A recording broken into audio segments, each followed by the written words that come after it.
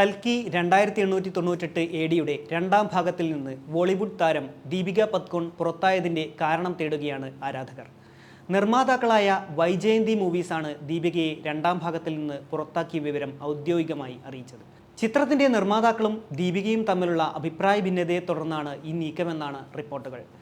നിർമ്മാതാക്കളോട് പ്രതിബദ്ധത കാണിക്കാത്തതിനാലാണ് ദീപികയെ ഒഴിവാക്കുന്നതെന്നാണ് വൈജയന്തി മൂവീസിൻ്റെ വിശദീകരണത്തിൽ നിന്ന് വ്യക്തമാകുന്നത്. കൽക്കിയുടെ സീക്വലിൽ അതിശക്തമായ വേഷമാണ് ദീപികയ്ക്കായി നീക്കിവെച്ചിരുന്നത്.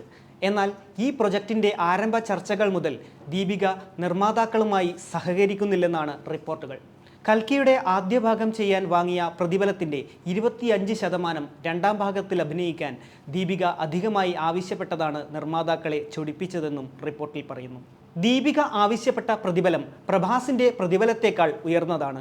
മാത്രമല്ല, ഒരു ദിവസം 7 മണിക്കൂറിൽ കൂടുതൽ ഷൂട്ടിങ്ങിന് സഹകരിക്കാൻ സാധിക്കില്ലെന്നും ദീപിക നിലപാടെടുത്തു. VFX സഹായത്തോടെ ചിത്രീകരിക്കേണ്ട ചിത്രമാണ് കൽക്കി. അതിനാൽ തന്നെ ചില രംഗങ്ങൾ ചിത്രീകരിക്കാൻ മണിക്കൂറുകൾ വേണ്ടിവരും. അതിനാൽ ദീപികയുടെ നിലപാട് ഷൂട്ടിങ്ങിനെ പ്രതികൂലമായി ബാധിക്കുകയും സിനിമയുടെ ചിലവ് താളം തെറ്റിക്കുകയും ചെയ്യും.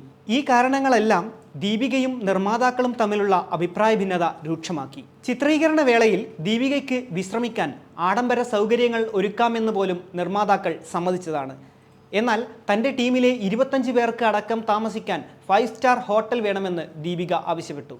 ഇവർക്കെല്ലാം 5 സ്റ്റാർ സൗകര്യങ്ങൾ ഒരുക്കുന്നത് അസാധ്യമെന്നാണ് നിർമ്മാതാക്കളുടെ നിലപാട്. എല്ലാ സിനിമാ സെറ്റിലും ദീപികയ്ക്കൊപ്പം 25 പേർ അടങ്ങുന്ന സഹായി സംഘം ഉണ്ടാകാറുണ്ട്. ദീപിക കൽക്കി 2വിൻ്റെ ഭാഗമാകില്ലെന്നും വളരെ ആലോചിച്ച ശേഷമെടുത്ത തീരുമാനമാണെന്നും നിർമ്മാതാക്കൾ അറിയിച്ചു. ഈ വിഷയത്തിൽ ദീപിക പദുക്കോൺ ഇതുവരെ ഔദ്യോഗികമായി പ്രതികരിച്ചിട്ടില്ല. സന്ദീപ് വങ്കാർ റെഡ്ഡിയുടെ സ്പിരിറ്റ് സിനിമയുടെ ചിത്രീകരണത്തിനിടയിലും ദീപിക സമാന പ്രശ്നം ഉണ്ടാക്കിയതായി വാർത്തകളുണ്ട്. ദീപികയുടെ ഔദ്യോഗിക പ്രതികരണത്തിന് ശേഷം മാത്രമേ ഇക്കാര്യത്തിൽ കൂടുതൽ വ്യക്തതയുണ്ടാകൂ.